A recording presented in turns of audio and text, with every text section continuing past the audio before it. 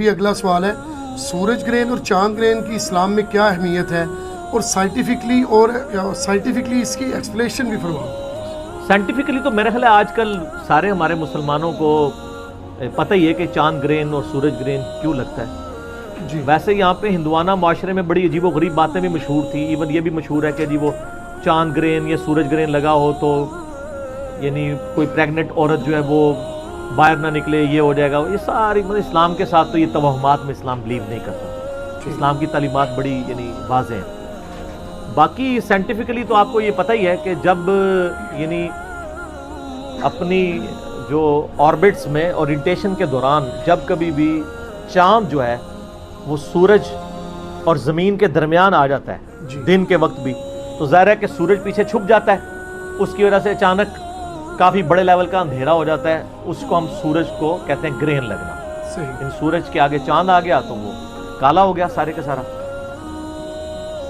یہ تو ہو گیا سورج گرہن۔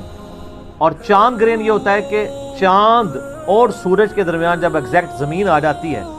تو آپ کو پتہ ہے چاند جو ہے وہ سورج کی روشنی کی وجہ سے روشن ہے انڈائریکٹلی، تو جب چاند اور سورج کے درمیان زمین آ جاتی ہے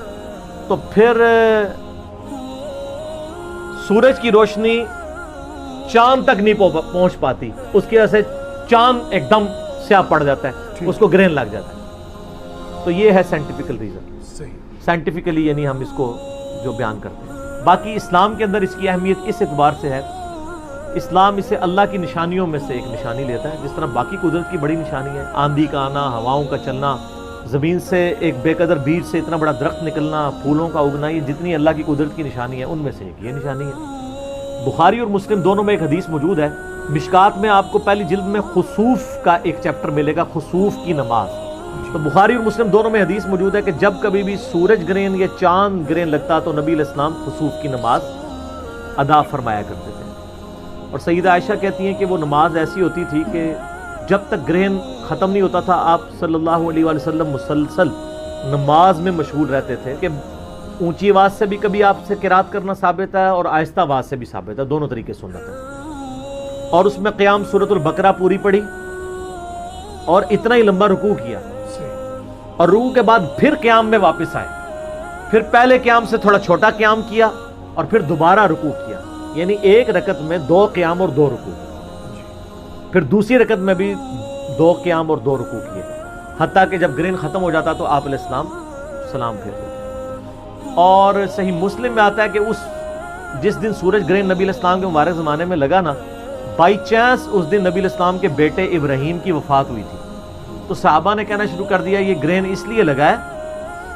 کہ ابراہیم کی وفات ہوئی ہے، کیونکہ صحابہ کرام کو علم غیب تو کوئی نہیں تھا اور بیچاروں کو سائنس کا علم بھی اتنا نہیں تھا، اس زمانے میں سائنس اتنی نہیں تھی۔ یہ میں اس لیے ساتھ بتا رہا ہوں کہ آپ جن بابوں کو کہتے ہیں کہ جی ہمارے بابے جو ہیں وہ صحابی کی جوتی کی خاک کے برابر بھی نہیں ہے، تو وہ صحابہ کا یہ سٹیٹس تھا۔ تو اب علم غیب کا جو آپ نے جھوٹا عقیدہ بابوں کے ساتھ منسوب کیا، اس کی تو کوئی بات ہی باقی نہیں رہتی ہے، ختم ہی ہو جاتی ہے۔ تو نبی علیہ السلام نے پھر صحابہ کرام سے کہا کہ اس لیے گرہن نہیں لگتا،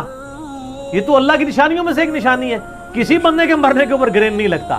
بہرحال جب یہ اللہ کی نشانی آئے تو تم نماز میں مشغول ہو جاؤ، صدقہ اور خیرات کرو۔ حتیٰ کہ صحیح بخاری میں آتا ہے کہ جب سورج گرہن یا چاند گرہن لگتا تو نبی علیہ السلام غلام بھی ذات کیا کرتے تھے صدقہ خیرات کے طور پہ اللہ کی راہ میں۔ تو سورج گرہن اور چاند گرہن کی بس اتنی ہی اہمیت ہے کہ جس طرح قدرت کی اور بڑی نشانیاں ہیں ان میں سے یہ نشانی ہے، باقی اس کے ساتھ جتنے توہمات لوگوں نے جوڑے ہوئے ہیں، آج کے لوگوں نے کیا صحابہ کرام نے بھی جوڑ لیا تھا کہ انہوں نے کہا کہ نبی علیہ السلام کے بیٹے کی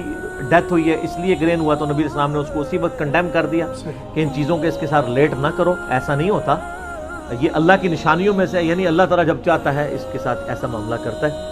نبی علیہ السلام نے اس کو کسی شخصیت کے ساتھ منسوب نہیں کیا۔ ٹھیک ہو گیا؟